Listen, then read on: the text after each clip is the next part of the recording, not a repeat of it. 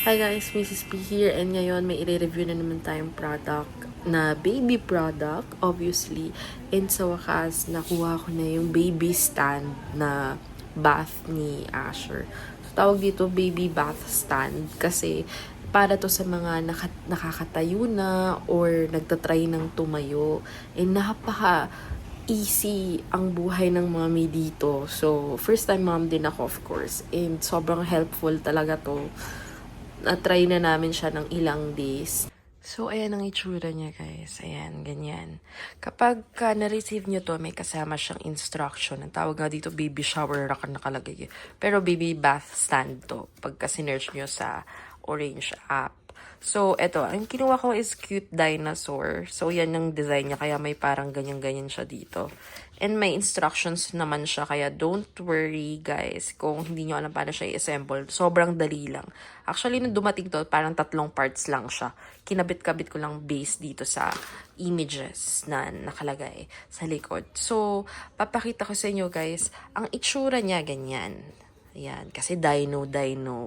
And ito yung apakan ng baby. Nilagyan ko siya nito kasi medyo basa-basa pa. Tapos dito, meron siyang ganyan. So pag naboboard si baby habang naliligo, may nilalaro siya. So ayan, ito napipindot to kasi parang silicone yung ganyan niya. Pero ito, pag pinindot mo, may tunog.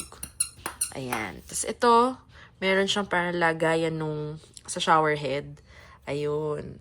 Ito naman, kung makikita nyo, ito yung press nyo button siya para ma-adjust yung height.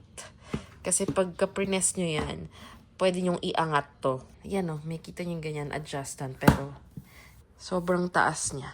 Ayan o. So pwede to hanggang toddler na. Kita nyo. Tapos kung gusto nyo siyang ibalik, pindutin nyo lang ulit dito para ibaba siya. Siyempre si Asher 9 months pa lang. So yung pinakamababa is ayan. Yan yung gamit namin. And kung iniisip nyo kung safe ba to, kasi baka madulas sa CR or restroom what, ayan, pagka tinignan nyo yung ilalim niya, meron siyang mga rubber dito. Ayan, mga rubber yan. Tapos dito, yung drain na ng water na nasushoot doon kung meron man. Diyan, lumalabas. So, safe naman siya. Pero at least, ano pa rin naman, basta supervised pa rin ang kailangan. Syempre, for safety pa rin. So, di ba naka-close to? Parang nakasikip siya. Pag prines nyo to, pusa siyang magre-release. Tapos, pag gusto nyo siyang i-close na naman ulit, pindutin nyo lang ulit yan. Yan. Tapos yan. Yan. Sarado na ulit siya. And ngayon kasi 9 months na si Asher. Parang medyo malikot na siya. So talagang nilagay na namin siya dito. Well, gaya nga na sinabi ko, para siya sa mga nagtatry ng tumayo or marunong ng tumayo.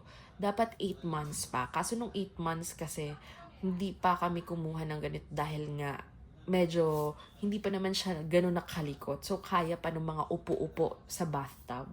Pero ngayon, 9 months na si Asher, pero kahit anong likot niya dito, di siya nahuhulog or what.